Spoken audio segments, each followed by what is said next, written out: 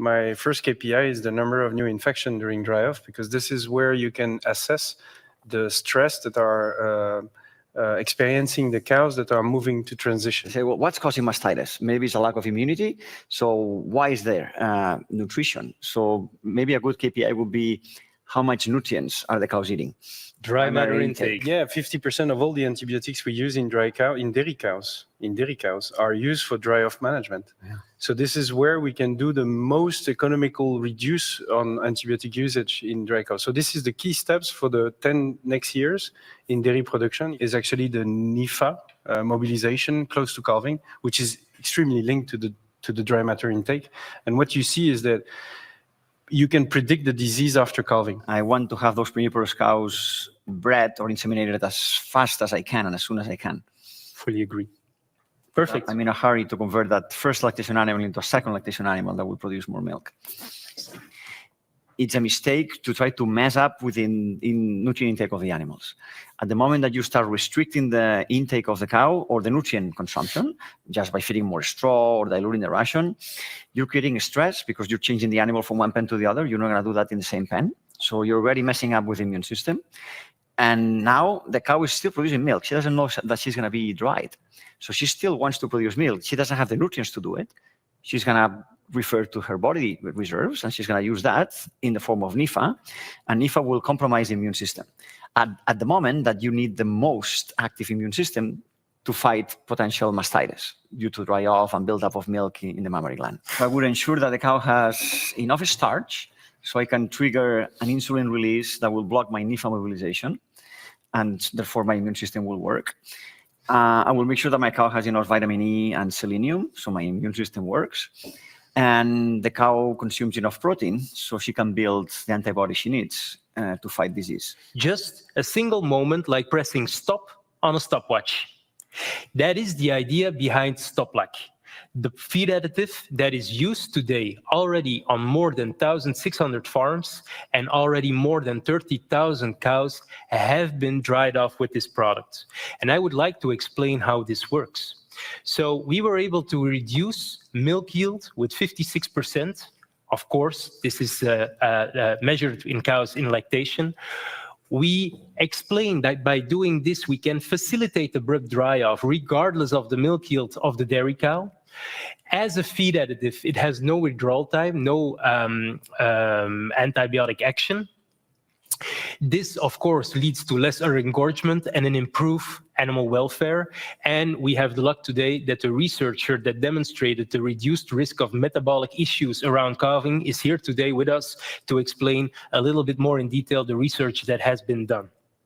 So the mode of action is actually an allium derivative that is altering the rumen microbiome, and this leads to a reduction in volatile fatty acids production. How animal welfare looks like to a farmer after dry-off.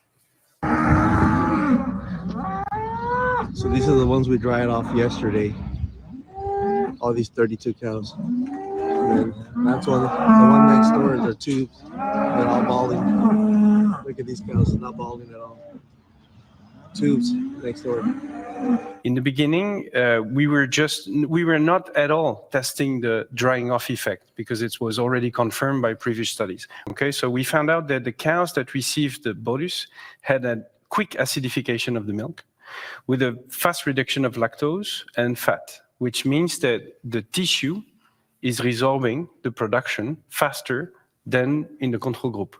So it means that already the effect of the StopLac is basically on how fast the mammary gland is resuming to no production. So that's really interesting because this is how macrophage clean the lactoserum. Is StopLac, okay for cows? Do we get any modification of the blood formula and stuff? And we get nothing. So basically there was no difference between the two cows in terms of safety, in terms of health of the cows, etc. What was really interesting is close to calving, the cows that received the treatment were actually showing a different pattern of preparation of the calving. So they get less NEFA mobilization than the control group. And we get after calving also more calcium and phosphor in the blood of the cows after calving. What was interesting is that we get healthier liver value in the treated group. from the control group. So it means that the NEFA mobilization is also preventing mild effect, even milder effect on the liver. And it's probably making the volatile fatty acids from the liver more interesting for the cow. But if it's the case, and still it's a small group, so we need to dig up, but we had more vitamin B12 in the treated group than in the control group. So it means that the flora was behaving better with the same ration. Well, if it does what Leo is saying it does, and the data that you've shown is solid, I think it's a dual. I think it's, before we're debating about the reluctance to change that producers have and how difficult it is to implement new technologies, right? Many of the things that producers do for drying off cows is because they're afraid of drying a cow with 40 kilos of milk or 45 kilos of milk. So a tool like this will really take that fear out and will make the life much easier for producers to say, I'm going to dry the cow on Tuesdays because that's what I dry them, and I'm not going to do anything else and just give the tablets and move on. That's fantastic. Okay. I think that's one thing. The other thing is that it has potential to improve the health and the long-term productivity of the animals, because the cows will be dry abruptly on a single diet, and it will facilitate milk production in the future. Probably the biggest problem is that they don't see alternatives. And this is what's missing on the market. We need some tools to be able to dry the cows in good condition without antibiotics. So just moving out the antibiotics is not enough as a concept. Then, having some advice, concepts, or tools to provide to the farmer. Okay. So we need a new tool to provide to the farmer to frame the dry-off. What is the ideal method of dry-off? I think we are agreeing on the fact that it's 40 to 60 days multipares, primipares, or 60 days. 60 days to keep it simple. Yeah. We need to emphasize abrupt dry-off. And there are new tools in the market that we have to familiarize ourselves.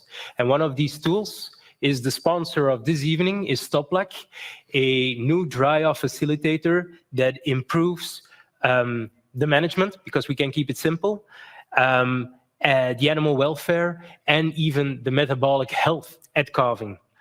The potential effect is in hundreds of euros. It's absolutely correct. If the product does what you say it does, it has a huge potential. It will help people not to do strange things and dry off. That will improve the metabolic status of the cow, and that has very good consequences after calving. Less metritis, less ketosis, more milk production, better reproduction. And I'm not talking about subclinical infections and new infections that are happening close to the calving. I'm talking about the Pseudomonas infections, Klebsiella infections at dry off, or yeast mastitis at dry off, and these are always severe. So the consequences of a mastitis at dry off is always a mess, always a mess. But for me, it's just the consequences of a bad management of dry off. That's it. At the moment of dry off. Yeah. Okay. Absolutely. Which would include poor immune response of the animal if the cow is inadequately fed. Yeah.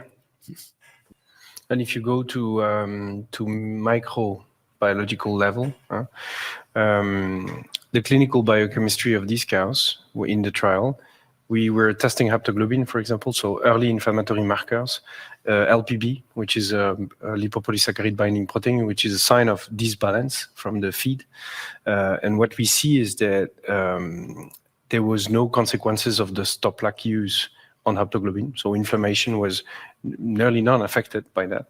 But what was interesting is that we get lower LPB response close to the calving. So it could mean that the nutritional stress imposed to the cows by transition is lower in the cows that receive the treatment. But the cows actually produce their own substance as antibiotics. For example, short-chain fatty acids, they are powerful medicines. Powerful medicines. If you inject them into a sick udder, an inflamed udder, you will reduce inflammation. So it means that the cows, naturally, in their normal behavior, they produce their own substance to reduce inflammation. And this is short-chain fatty acids. Short-chain fatty acids are directly, in our system, linked to the ruminal health.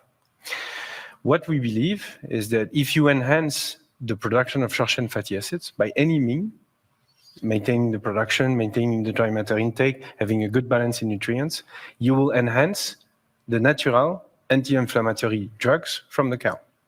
So this is what we believe, that what we've seen in the trial is that probably the first reason why the cows were behaving different in the blood was that they had lower mobilization. Why? Because the ruminal health was higher. What we've seen is lower muscle mobilization pre-calving, so it means higher protein level, lower fat mobilization, so it means also less stress on the fat. So the only way to ensure that is that you have enough fatty acids, short-chain fatty acids specifically.